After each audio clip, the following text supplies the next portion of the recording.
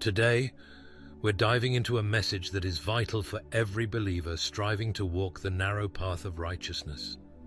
This is about discerning satanic agents, those with bad intentions who are sent to distract, confuse, and destroy your purpose in Christ. As children of God, we are in a constant spiritual battle. Jesus reminds us in John chapter 10:10, "The thief comes only to steal and kill and destroy. I have come that they may have life and have it to the full." Satan's primary objective is to ensure that you never reach your God-ordained destiny. To accomplish this, he uses counterfeits, fake friends, deceptive relationships, and distractions cleverly disguised as opportunities. These individuals or situations are not coincidental. They are deliberate attacks meant to derail your focus and weaken your faith.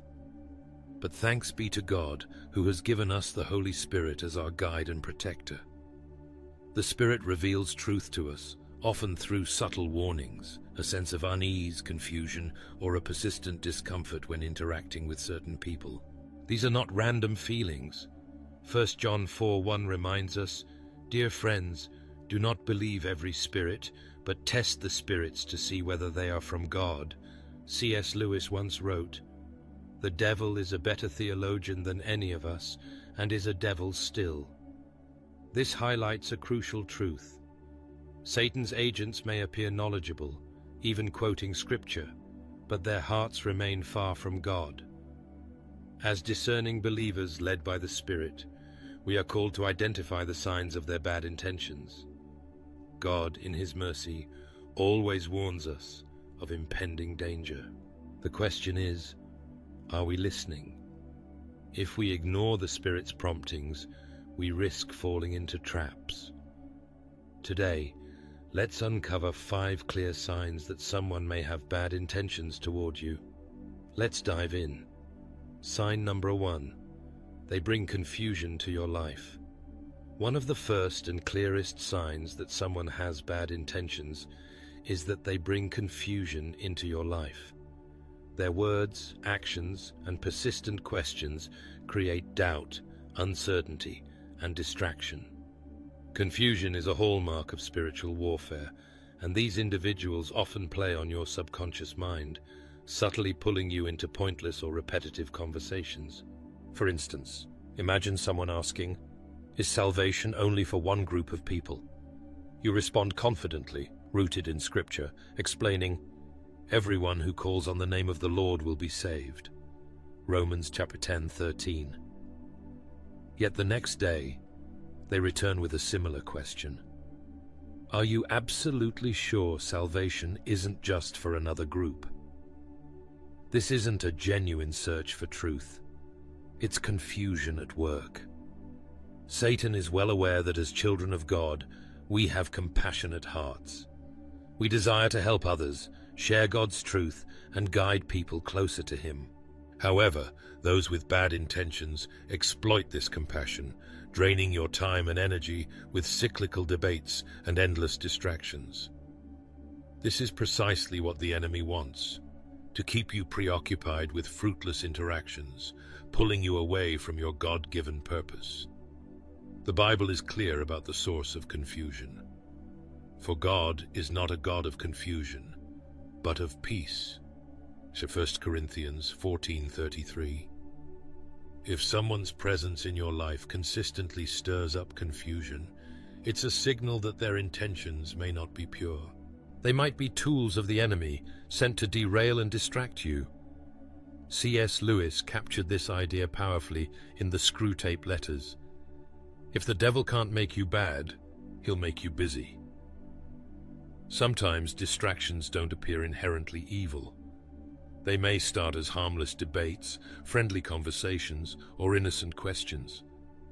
But confusion is a subtle weapon of the enemy, designed to keep you off track without you realizing it.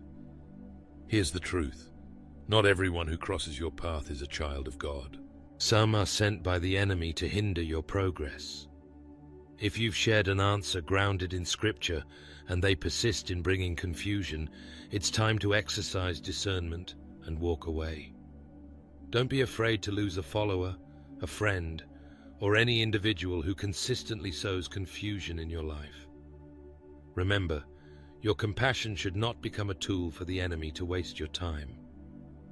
Trust the Holy Spirit, who gives you the gift of discernment. If you feel uneasy or sense confusion in someone's presence, that is God's way of warning you. Confusion is one of the enemy's greatest tools, but God has equipped you with a spirit of peace and clarity. As 2 Timothy chapter 1:7 reminds us, "For God gave us a spirit not of fear, but of power and love and self-control." Be wise. If someone's actions or words repeatedly leave you feeling uncertain, distracted, or drained, step back and seek God's guidance. Let go of those who bring confusion into your life and keep your focus on the path God has set before you. Sign number 2, you sense bad vibes or negative energy. Another unmistakable sign that someone has bad intentions is the unsettling energy or negative vibes they bring into your life. This isn't something you can always put into words, but it's something you feel deep within, a spiritual discomfort that warns you to be cautious. This uneasiness is often the Holy Spirit at work, alerting you to pay attention. Jesus described the Holy Spirit as the one who will guide you into all truth. John chapter 16:13. When you feel a disturbance in your peace around someone, it's not random. It's God revealing that something spiritual is happening behind the scenes. Have you ever met someone who, on the surface, appears perfectly fine? They speak kindly, seem polite, and may even claim to be a Christian, but something about them doesn't sit right. This feeling might stem from their attitude, constant negativity, or hidden intentions. The Holy Spirit often warns us about such individuals by creating a sense of spiritual dissonance when we're around them. Negative energy and bad vibes are frequently linked to demonic influences operating in someone's life. Jesus taught in Matthew chapter 7:16, "You will recognize them by their fruits." A person filled with the Spirit of God produces fruits like love, joy, peace, patience, and kindness. Galatians chapter 5:22-23. In contrast, someone operating under darkness produces fruits of negativity, gossip, envy, division, and confusion. When someone consistently brings drama, discouragement, or strife into your life, it's not just a personality quirk, it's spiritual. C.S.Lewis once said, "If a Christian is not having tribulation in the world, there's something wrong." Light and darkness are naturally at odds, and the clash between the two is often unavoidable. When the Holy Spirit in you is present, it exposes the darkness in others, and their spirit reacts.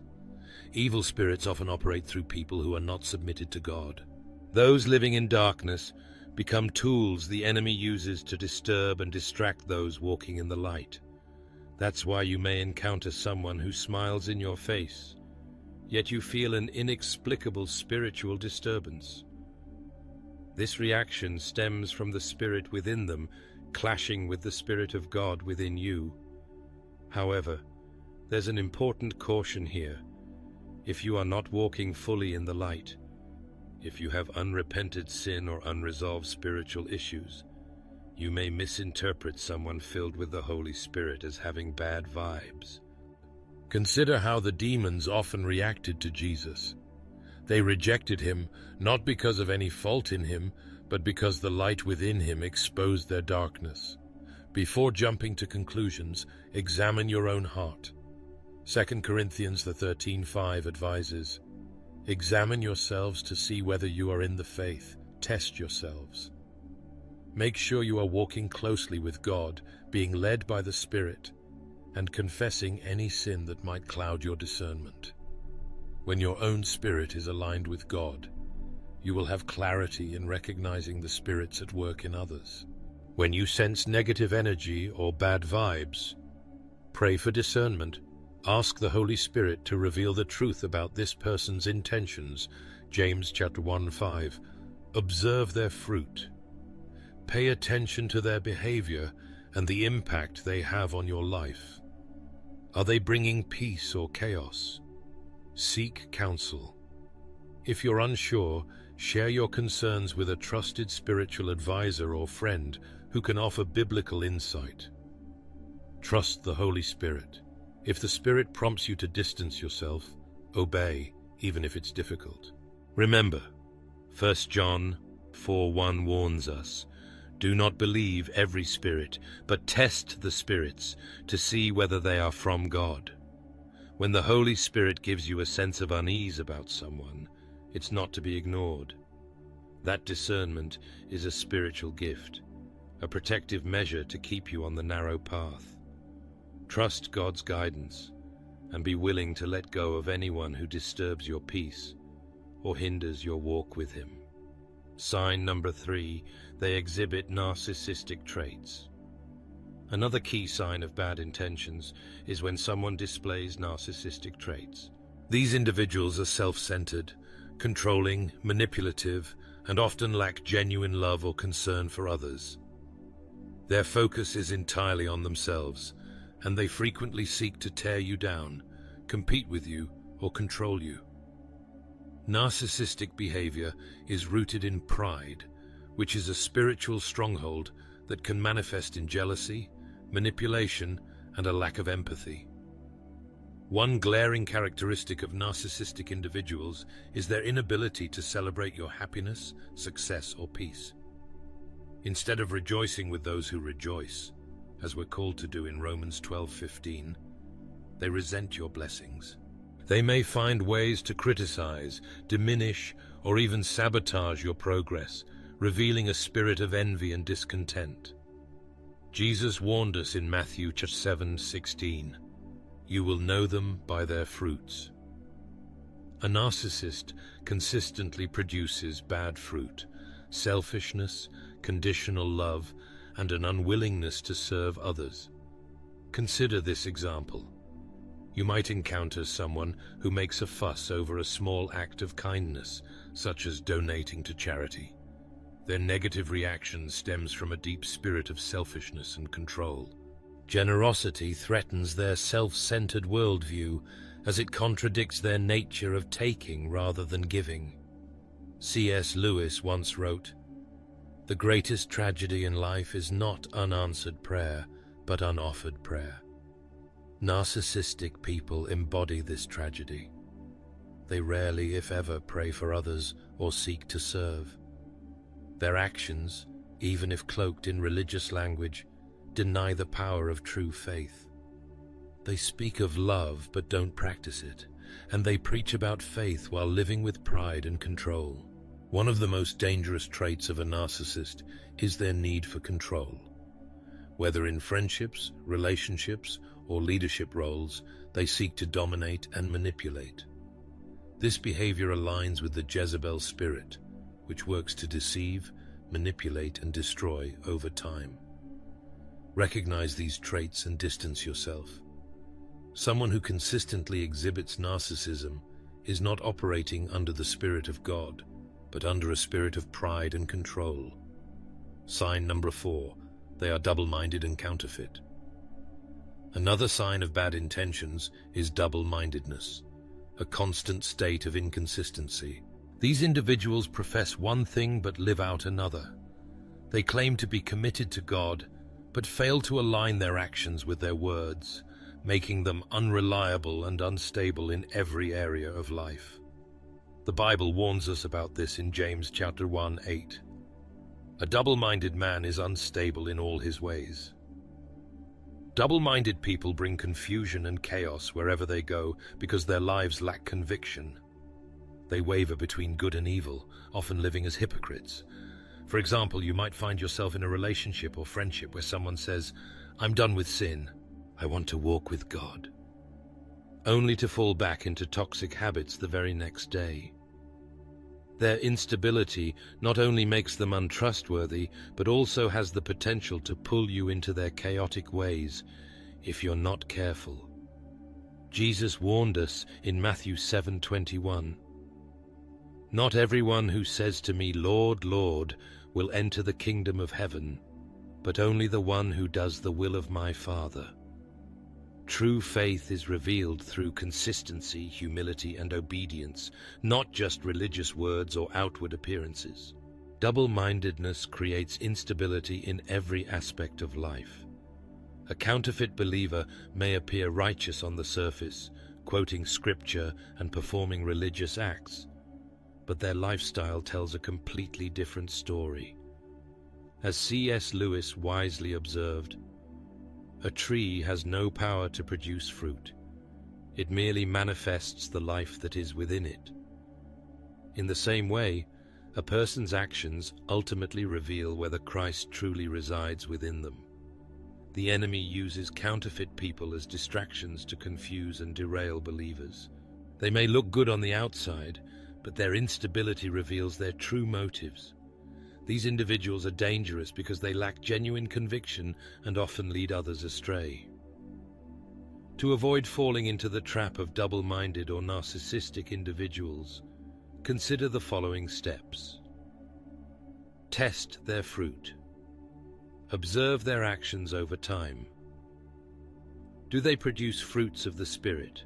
Love, joy, peace, patience, kindness? Or do their actions reveal pride, envy, or instability? Seek the Holy Spirit's guidance. Ask God to give you discernment when dealing with these individuals. 1 John 4:1. Hold firm to God's word. Stay grounded in Scripture and test all things against it. Examine your own heart. Ensure your own faith is consistent and your walk with God is steady. Double-mindedness can cloud discernment. When someone's life reveals instability, manipulation, or selfishness, take a step back and guard your heart. The enemy uses these traits to hinder your walk with God, but the Holy Spirit provides the wisdom and clarity you need to navigate such situations. Sign number 5. They have an unhealthy obsession with you. The final sign of bad intentions is when someone exhibits an unhealthy obsession with you. These individuals do not genuinely care for your well-being. Instead, their obsession is often fueled by jealousy, envy, or a deep desire to control and even destroy you. Such individuals monitor your every move, cling to you, and refuse to let go, even when you've intentionally distanced yourself. You may cut off a toxic relationship, but they persist in texting, calling, or finding other ways to stay connected. Often, they gossip about you, attempt to ruin your reputation, or disguise their actions under the pretense of checking in. Their behavior reveals a deeper issue. They are being used as tools of the enemy to keep you entangled in chaos and away from God's purpose for your life. This unhealthy obsession frequently stems from jealousy and comparison. They see something in you, your peace, obedience to God, or spiritual growth, that they lack. Instead of surrendering their hearts to God, they allow envy to consume them. This mirrors the story of Cain and Abel in Genesis 4:8, where Cain's jealousy over Abel's favor with God led him to commit murder. Jealousy, when left unchecked, often escalates into destructive behaviors. A person with bad intentions may even act as though they dislike you. They criticize, gossip, or undermine you, yet they cannot stop watching you. They may stalk your social media, ask others about your life, or stay connected in toxic and manipulative ways. Why? Because the enemy is using their obsession to distract and derail you from your divine purpose. C.S. Lewis once said, "If I take care of my character, my reputation will take care of itself." When someone becomes obsessed with tearing you down, it's not about you. It's about the work God is doing in your life.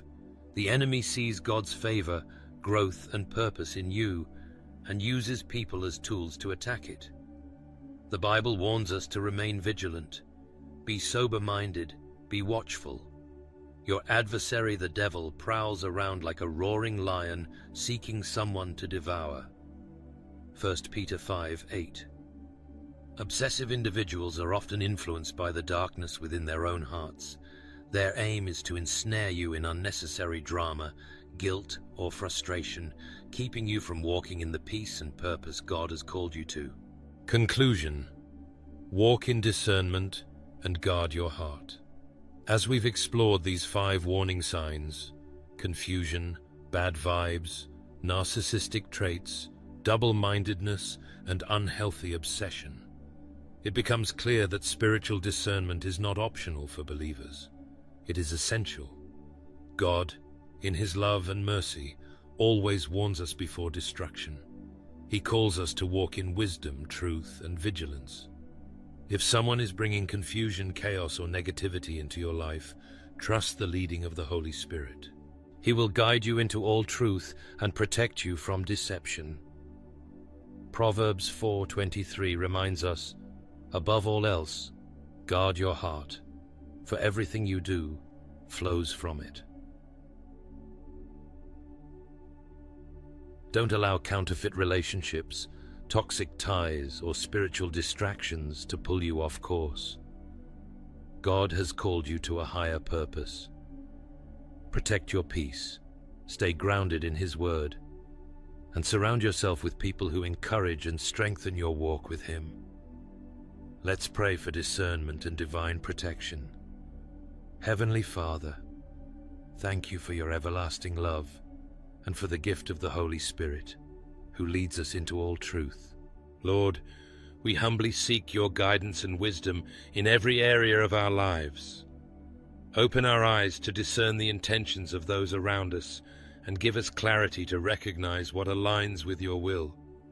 Guard our hearts with your peace, Father, and protect us from anything or anyone that seeks to harm, distract, or derail us from the purpose you have set before us. Strengthen us with courage to release relationships and situations that are not from you, trusting fully that your plans for us are good and perfect. Surround us with godly influences, people who uplift us, encourage our faith, and inspire us to walk closer to you. Help us to abide in your word, so we may stand firm against the schemes of the enemy. Shield us with your divine protection and grant us the wisdom to walk the path of righteousness, even in the face of trials and uncertainty. Father, we rest in the assurance that you are our refuge and strength, a very present help in times of trouble. We surrender all our concerns into your hands, knowing that your love never fails and your light overcomes all darkness. In the mighty and precious name of Jesus we pray, Amen. Imagine standing in the middle of a raging storm, winds howling, waves crashing, darkness closing in. You try to move forward, but every step feels impossible. Fear grips your heart, and doubt whispers, what if God doesn't come through this time? We've all faced moments like this, times when the storm seems greater than our faith, when the impossible feels final. But what if I told you that the very thing threatening to overwhelm you is the place where God is about to reveal His greatest power? What if the storm is not the end of your story, but the beginning of His miracle? No storm exists outside the dominion of God. The winds, the waves, the fury of nature itself, these are but servants of the Almighty, moving at His command. When the sea rages, it is not because it has overpowered its creator, but because He has permitted it for a time, for a purpose beyond our understanding. If He speaks, the waters still. If He withholds His voice, it is not because He cannot command, but because there is something He intends to accomplish through the storm. We see this truth in the story of Jesus and His disciples caught in a violent storm on the Sea of Galilee. The waves crashed against their small boat, threatening to engulf them, and the seasoned fishermen, men who had spent their lives on these waters, feared for their lives. In their panic, they turned to Jesus, only to find Him asleep in the stern. "Teacher, do you not care that we are perishing?" They cried, Mark 4:38. It is a cry we have all uttered in one way or another when the storms of life rage and heaven seems silent. But what happened next? Jesus rose, rebuked the wind, and said to the sea, "Peace, be still." And in an instant the storm obeyed. The raging chaos became a great calm. What does this teach us? First, it reminds us that the presence of Jesus in the boat does not mean there will be no storms. These disciples were following Christ, obeying his commands, and yet the storm still came. Too often we assume that faithfulness to God should exempt us from suffering, but Scripture never promises a storm-free life. Rather, it assures us that when the storms come, they will never be outside of God's control. The disciples feared the waves, but they forgot who was with them. Their fear of the storm outweighed their faith in the one who ruled over it. We learn that God's power is not diminished by the intensity of the storm. The waves did not threaten Jesus. The wind did not shake him. He slept because he was at perfect peace, fully confident in his authority over creation. The disciples mistook his stillness for indifference, just as we often do. When our prayers seem unanswered, when the heavens seem quiet, we assume God does not care. But the silence of God is not the absence of God. He is always present, always aware, always in control. The storm was never outside of his authority. It only raged because he allowed it to, and the moment he commanded it to stop, it obeyed without hesitation. Psalm 89:9 declares, "You rule the raging of the sea. When its waves rise, you still them." This is not poetic imagery. It is reality. The same God who calmed the sea with a word is the same God who reigns over the storms in our lives. When sickness, loss, uncertainty, or fear threaten to overwhelm us, we must remember the storm is not in control. God is. He allows trials not to destroy us, but to refine us. Without the storm, the disciples might never have fully grasped the authority of Christ over creation. Without our storms, we might never fully grasp the depth of God's power, the richness of his peace, or the strength of his presence in our lives. When the Israelites stood at the edge of the Red Sea, the waters before them and Pharaoh's army behind them, it seemed as if there was no way out. But Exodus 14:21 tells us, "Then Moses stretched out his hand over the sea, and the Lord drove the sea back by a strong east wind all night, and made the sea dry land, and the waters were divided." What seemed like an impossible situation was merely a stage for God's power to be displayed. In every storm, the question is not whether God is greater than the trial, but whether we will trust him in the midst of it. We do not need to fear the storm when we know the one who commands it. Faith is most deeply tested when we find ourselves in the midst of a storm, surrounded by uncertainty and fear. It is easy to trust God when the skies are clear and the waters are calm. But the true measure of faith is revealed when the winds rise and the waves crash around us. In those moments when everything in us screams to panic, when the logical response is fear, that is where faith is either proven or abandoned. Consider the story of Peter walking on water. In Matthew 14:25-31, the disciples were battling strong winds and waves when they saw Jesus approaching them, walking on the sea. Their first reaction was terror, believing they had seen a ghost. But Jesus immediately reassured them, saying, "Take heart, it is I. Do not be afraid." Matthew 14:27. Peter, ever bold and impulsive, responded with a request that defied all human reason. "Lord, if it is you, command me to come to you on the water." Matthew 14:28. And Jesus said, "Come." At that moment, Peter did something extraordinary, something no human being had ever done before. He stepped out of the boat onto the stormy sea, and for a brief moment, he walked on water. This was not because of Peter's own power, but because of his trust in Jesus. The laws of nature were suspended, and what was impossible became possible through faith. But then something changed. Peter took his eyes off Jesus and looked at the wind and the wave. Fear gripped his heart, and in that instant he began to sink. He cried out, "Lord, save me!" And immediately Jesus reached out his hand and caught him, saying, "O you of little faith, why did you doubt?" This moment captures the essence of how faith is tested in the tempest. As long as Peter kept his focus on Christ, he was sustained. But the moment he allowed the storm to consume his attention, fear overtook faith, and he began to fall. This is our reality as well. When trials come, our natural instinct is to analyze the size of the problem, to measure the strength of the storm, and to allow fear to dictate our response. But faith requires a different perspective. It demands that we fix our eyes on Jesus, not on the chaos around us. Fear and faith cannot coexist in the same heart.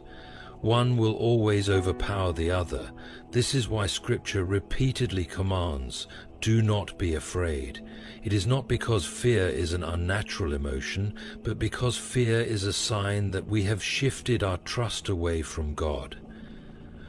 Isaiah 41:10 reminds us of God's promise in the face of fear. "Fear not, for I am with you. Be not dismayed, for I am your God. I will strengthen you. I will help you. I will uphold you with my righteous right hand." This verse does not say that the storm will not come, but it assures us that we will not face it alone. Every trial we encounter is an opportunity for faith to grow. The storms of life refine us, forcing us to rely not on our own strength, but on God's power. If Peter had never stepped out of the boat, he would never have experienced firsthand the miracle of walking on water. If the disciples had never faced the storm, they would never have seen Jesus' power over nature. Faith that is never tested remains weak, but faith that endures the storm becomes unshakable. We often pray for God to remove the storm, but sometimes He allows it to remain so that we may learn to walk on water. The question is not whether the storm will come, but how we will respond when it does. Will we fix our eyes on Jesus and trust Him, or will we let fear pull us under? The choice is ours. Miracles begin where human strength ends. As long as we rely on our own abilities, strategies, and understanding, we limit ourselves to what is humanly possible. But when we reach the end of our strength, when we have exhausted every option and see no way forward, that is when God steps in. What seems impossible to man is an opportunity for God to reveal His power. Throughout Scripture, God repeatedly allows His people to come to a place where they have no choice but to depend entirely on Him. It is in those moments that miracles take place. One of the clearest examples of this truth is seen in the story of Abraham and Sarah. God had promised Abraham that he would be the father of many nations, that his descendants would be as numerous as the stars. Yet, as the years passed and Sarah remained barren, the promise seemed more and more impossible. Human reasoning would have concluded that there was no way for them to have a child. Sarah was old, beyond childbearing years, and Abraham himself was nearing 100. But God does not operate within the limits of human logic. When Sarah laughed at the idea of bearing a child in her old age, the Lord responded with a question that echoes throughout history. Is anything too hard for the Lord? Genesis 18:14. And then, at the appointed time, Isaac was born. Not because Abraham and Sarah found a way to make it happen, but because God had decreed it. The birth of Isaac was not just the fulfillment of a promise. It was a declaration that nothing is impossible for God.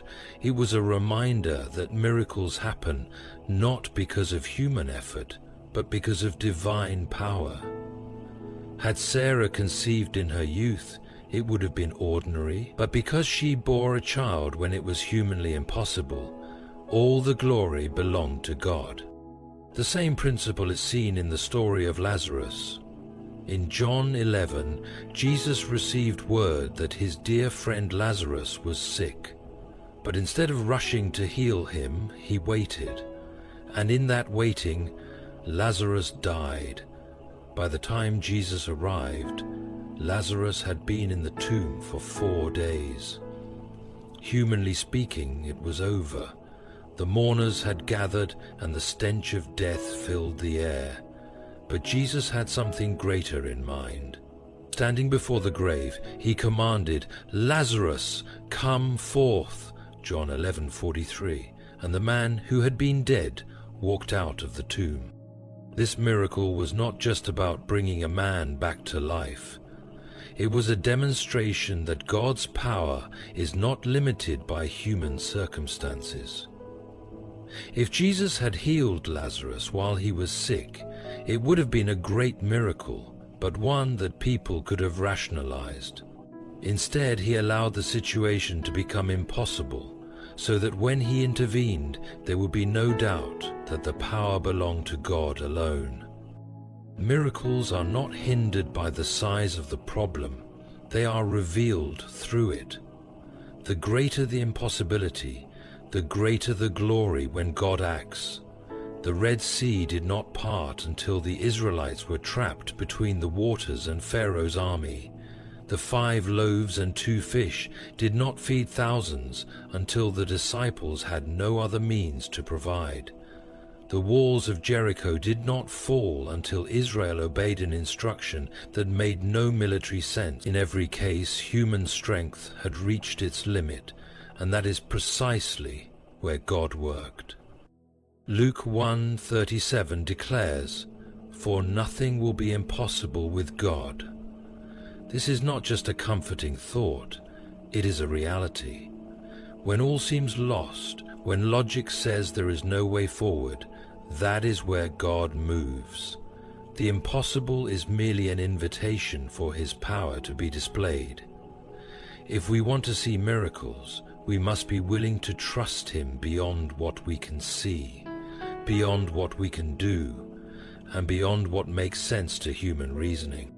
Fear is the greatest enemy of trust. It clouds judgment, distorts reality, and magnifies problems beyond their true size. Fear makes the storm seem bigger than God, turning the waves into insurmountable barriers. The moment fear takes hold, faith begins to waver and doubt creeps in. This is why Scripture repeatedly tells us, do not fear, not as an empty encouragement, but as a command.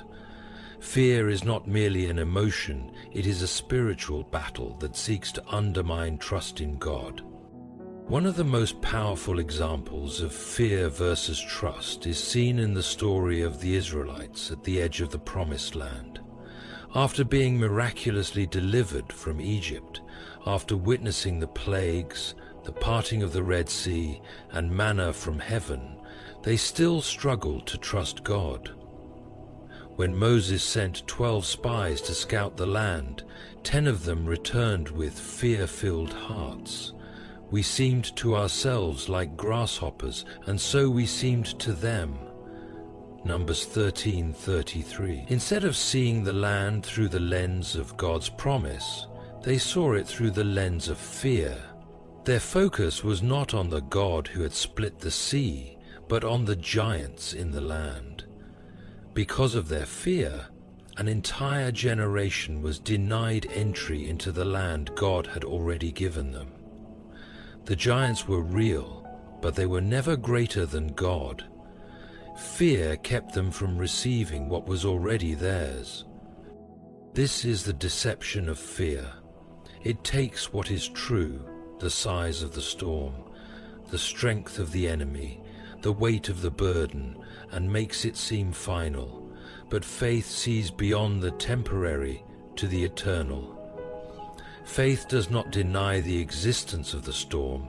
It acknowledges that God is greater. Isaiah 41:10 says, "Fear not, for I am with you. Be not dismayed, for I am your God.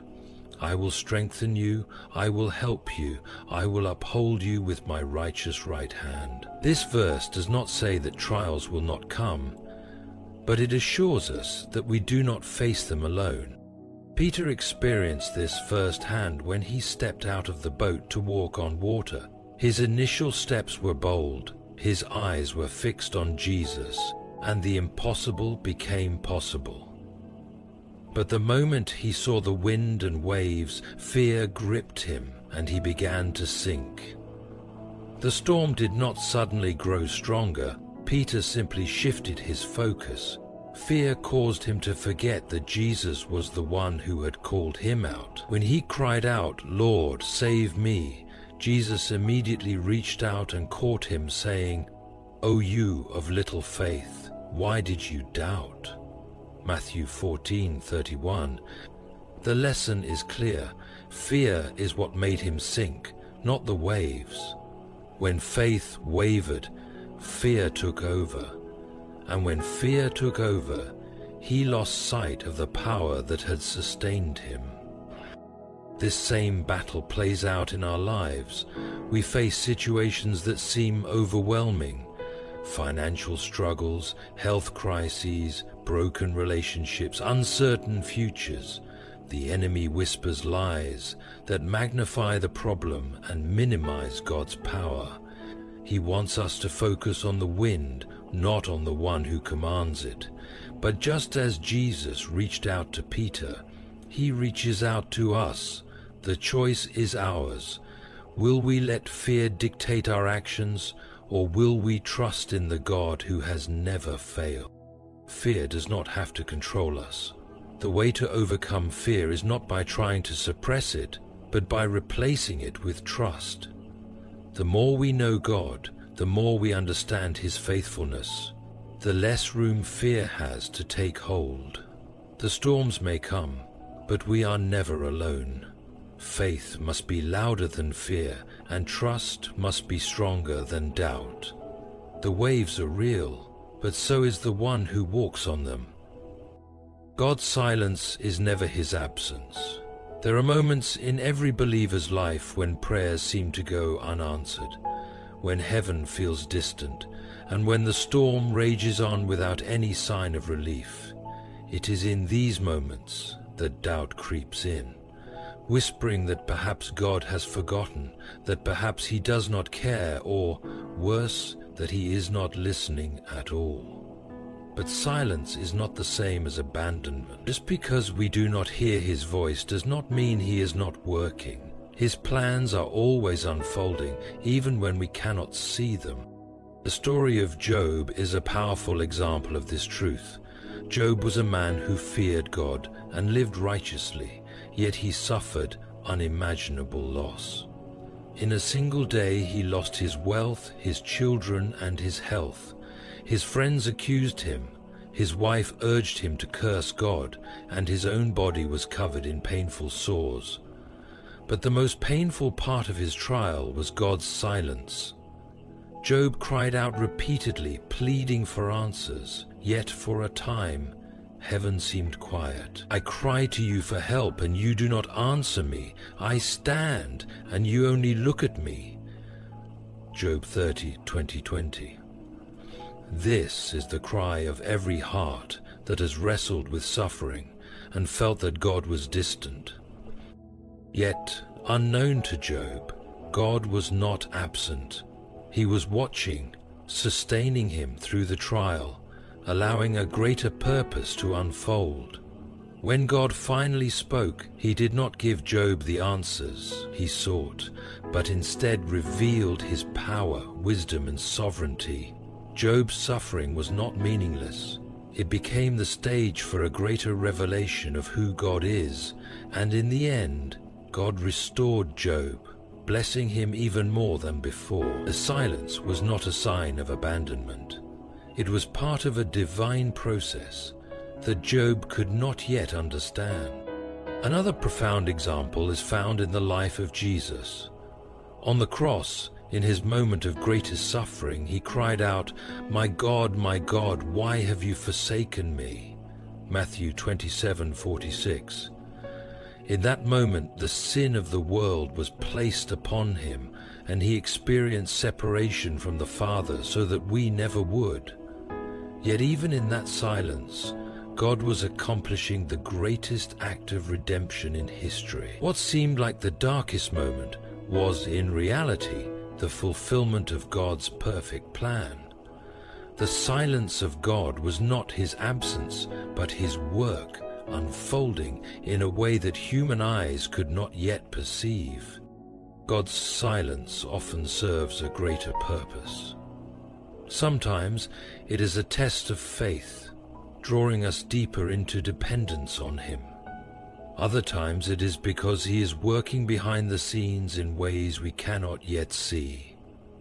When the Israelites stood at the Red Sea with Pharaoh's army closing in, they must have wondered why God had led them to what seemed like a dead end. Yet, in that moment, God was preparing to part the sea. What looked like delay was actually divine preparation. If God had spoken immediately, if he had answered the Israelites the moment they cried out, they might never have witnessed the miracle that followed.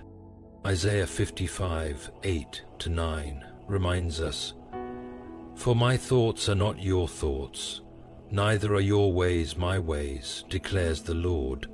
For as the heavens are higher than the earth, so are my ways higher than your ways, and my thoughts than your thoughts." Just because we do not understand does not mean God is not in control. His silence is not a sign of inaction. It is often the space in which he is working out something greater than we can imagine. Waiting on God requires trust. It means believing that he is faithful even when he seems quiet. It means knowing that even in the silence, he is near. The absence of immediate answers does not mean the absence of his presence.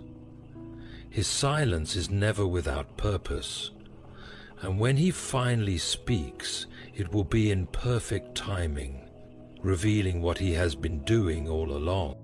Obedience to God, even when it makes no sense, is often the key that unlocks the miraculous.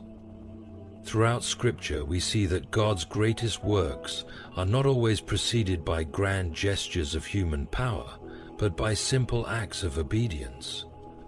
When God commands something that defies logic or human understanding, our natural response is to hesitate, to reason, or even to resist.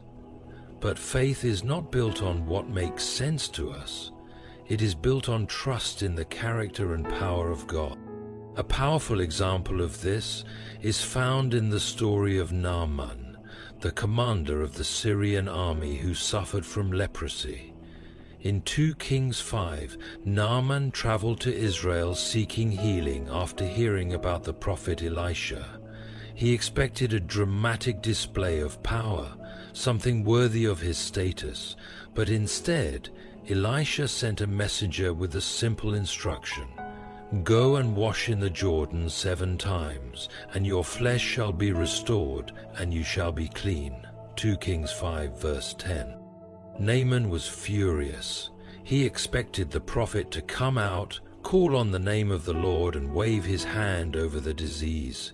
He even protested, saying that the rivers of Damascus were better than the waters of Israel. Washing in the Jordan seemed too simple, too unimpressive for such a desperate condition. But when Naaman's servants urged him to obey, he finally humbled himself, went down to the river, and dipped 7 times. On the 7th dip, his skin was restored like that of a child. The miracle was not in the water, it was in obedience. Had Naaman refused because it seemed foolish, he would have missed the healing. But by obeying, even when it did not make sense, he received the miracle. This same principle runs throughout Scripture. God often asks his people to take steps that seem illogical before revealing his power. Another profound example is found in the feeding of the 5,000. In John 6, a vast crowd had followed Jesus, and the disciples saw only a problem: too many people and too little food. Andrew pointed out a boy who had 5 loaves and 2 fish, but he quickly dismissed it, saying, "But what are they for so many?" John 6:9. In human reasoning, this offering was laughably small compared to the need, but Jesus took the little they had, blessed it, and fed thousands, with 12 baskets of leftovers remaining. What if the boy had refused to give up his meal?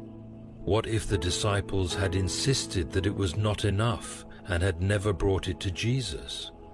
The miracle happened because they obeyed, despite the apparent impossibility of the situation. The food multiplied in Jesus' hands, not before it was given, but after. This is the nature of faith. It requires action before sight.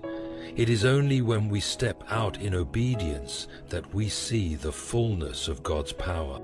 Isaiah 1:19 says, "If you are willing and obedient, you shall eat the good of the land." God does not require us to understand before we obey. He calls us to trust that his ways are higher, that his instructions are not arbitrary but purposeful. Sometimes his commands defy human reasoning, as when he told Joshua and the Israelites to march around Jericho instead of attacking it. From a military perspective, this strategy made no sense. Yet, on the 7th day, after 7 circuits and a great shout, the walls fell by the power of God. Obedience is the test of faith. It is easy to trust when the path is clear, but true faith is revealed when God asks us to move forward without all the answers. The miracles of God are often waiting on the other side of obedience. And when we choose to trust, we step into the impossible. When the storms of life rage, when fear whispers that the battle is lost, when God seems silent, and when obedience feels unreasonable, remember this: He is greater than the storm. He is the God who parts seas, who raises the dead, who turns the impossible into a testimony of his power. The trials you face are not the end of your story. They are the proving ground of faith, the stage upon which God displays his glory. Faith is not the absence of struggle, nor is trust built in the absence of fear. It is the choice to believe that God is working, even when circumstances suggest otherwise. It is standing firm when the waves rise, knowing that he who called you will not let you sink.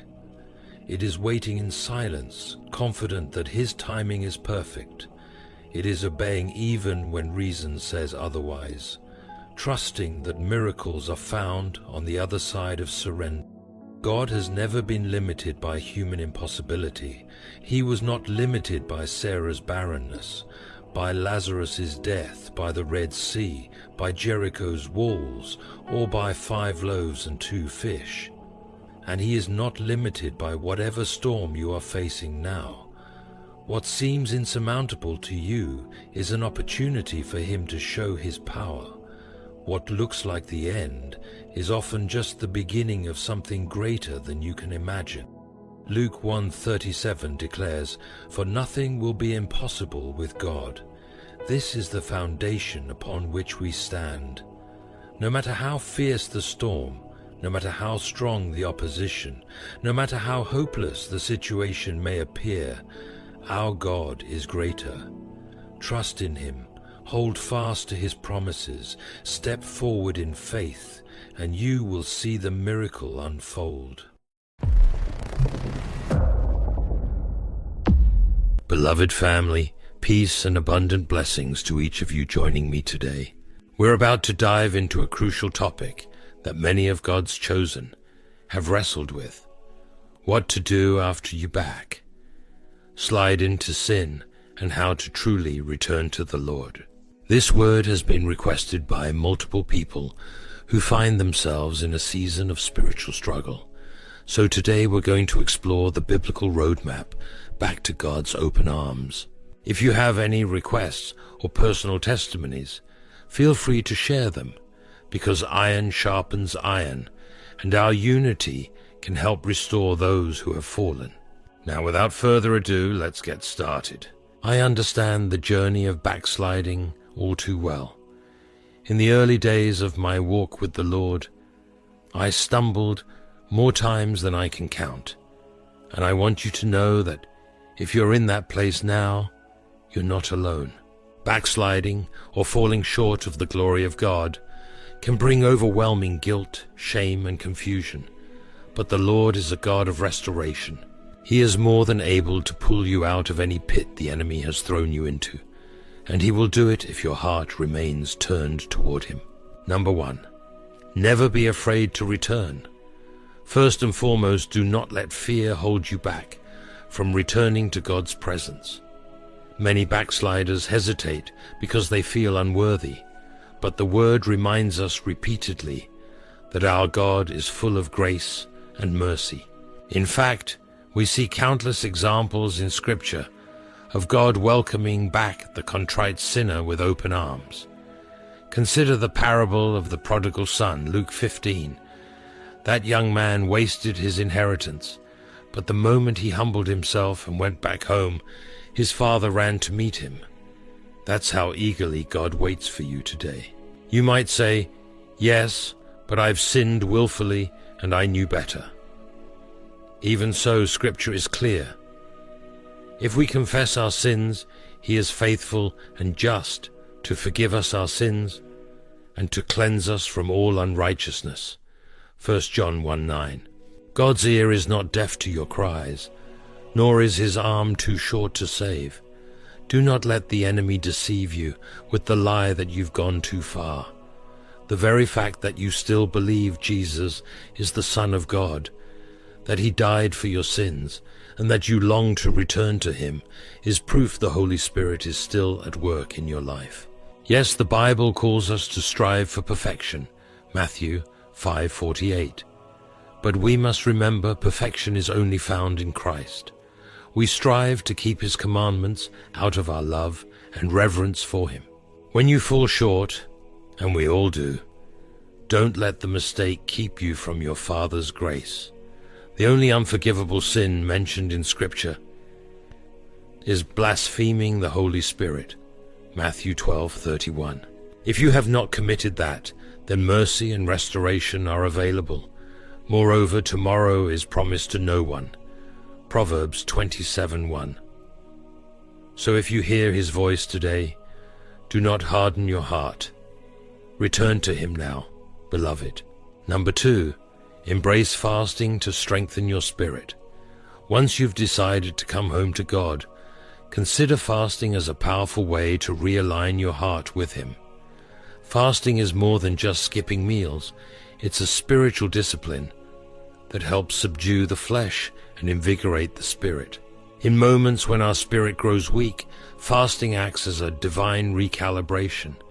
We see biblical figures like Moses, Esther, and even Jesus resort to fasting in times of dire need or spiritual preparation. Whether you choose a water fast, a partial fast, often called a Daniel fast, or a short dry fast. The key is to use that time to pray, repent, and meditate on Scripture. Fasting feeds your spirit and starves the flesh, making it easier to resist temptations that might have led you into backsliding in the first place. Remember how King Ahab, an extremely wicked ruler, found a measure of mercy when he humbled himself with fasting. 1 Kings 21 verses 25 to 29. God is attentive to a repentant and humble heart. Though we must still face the earthly consequences of our actions, Galatians 6:7, fasting can help us draw closer to God and cultivate a spirit of genuine repentance. Number 3, prepare for spiritual warfare. Coming back to God doesn't mean the enemy will automatically back off. In fact, it often means the opposite. You become a prime target for spiritual attacks.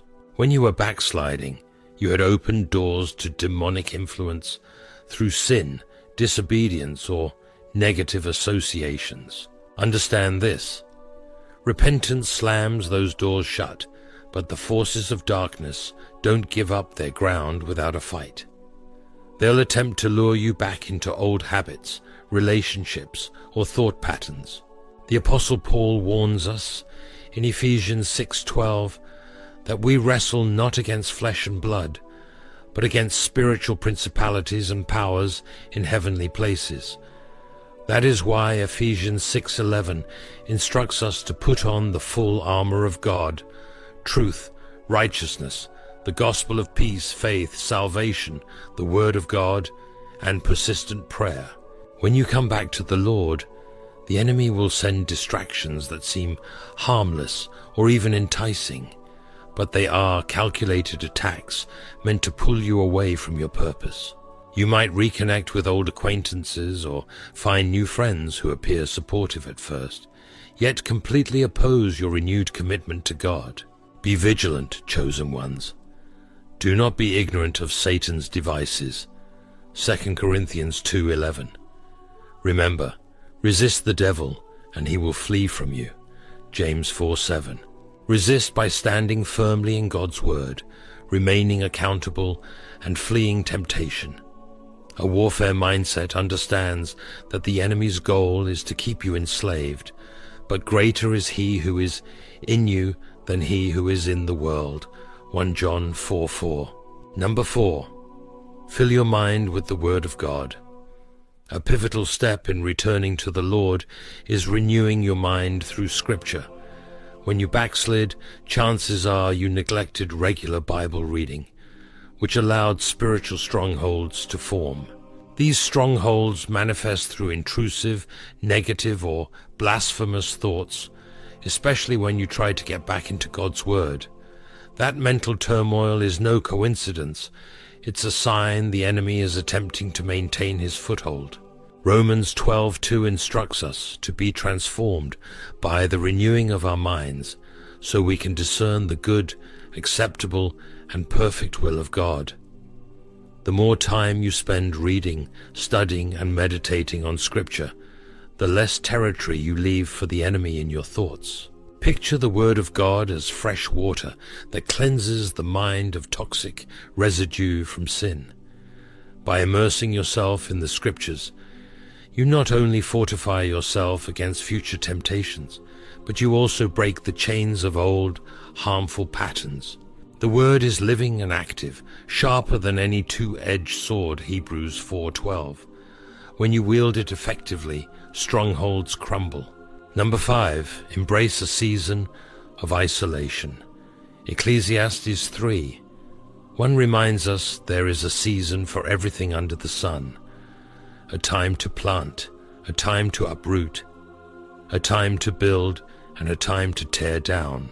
Similarly, there is a season when you need to be set apart, removed from negative influences and worldly distractions, so you can recalibrate and reconnect with God in solitude. When you've been living in a backslidden state, you've likely surrounded yourself with people, habits, and environments that reinforce sin rather than promote spiritual growth. Stepping away from that circle, yes, Even those so-called friends or potential love interests may be necessary. Sometimes you need to deactivate social media, mute notifications, or even change your phone number if it constantly draws you into old vices. Remember that your spiritual health is paramount. There's biblical precedent for this. Jesus often withdrew to lonely places to pray, Luke 5:16. Moses spent 40 years in the wilderness before leading Israel. Paul spent time in Arabia after his conversion, preparing his heart, Galatians 1 verses 17 to 18. These solitary seasons aren't meant to break you, but to shape you. They create a sacred space where God deals with your heart, removing the clutter of worldly noise so you can hear his voice clearly. Number 6. Confess your sins and seek true repentance. The next critical step is to openly confess your sins before God. While you may hide your faults from people, you cannot hide from the one who sees all. 1 John 1:9 reassures us that if we confess, he is faithful to forgive and cleanse us. Confession, however, is more than stating facts. It's about having a repentant heart that genuinely desires change. Repentance means to turn away from sin. If you're merely admitting fault but not changing your lifestyle, you're not truly repenting. Do what King David did when he was confronted by the prophet Nathan about his transgressions. Humble yourself, grieve over your wrongdoing, and commit to walking differently. Psalm 51. The moment you realign your heart, God's mercy is poured out over your life. The devil might try to use fear or condemnation to keep you enslaved, but Romans 8:1 declares, "There is therefore now no condemnation for those who are in Christ Jesus." Step into that grace boldly. Number 7. Cultivate a strong prayer life. Finally, deepen your relationship with God through consistent and fervent prayer.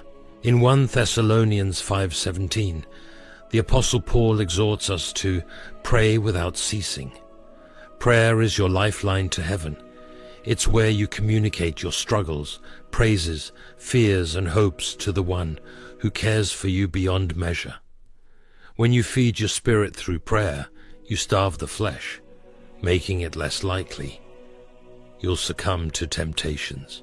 Jesus taught us to pray for daily bread, Matthew 6:11, indicating our spiritual nourishment is something we need every single day.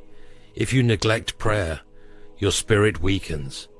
If you neglect the word, your mind becomes vulnerable to worldly influence. If you're not vigilant, you can slip back into your old ways. Prayer keeps you in step with the Spirit, Galatians 5:25, ensuring that you remain sensitive to God's voice and protected against the devil's schemes. If you haven't been baptized as a public declaration of your commitment, prayerfully consider making that a priority. Baptism is an outward sign of an inward transformation, Romans 6:4. Going under that water symbolizes dying to the old life. Rising up symbolizes walking in the newness of life through Christ.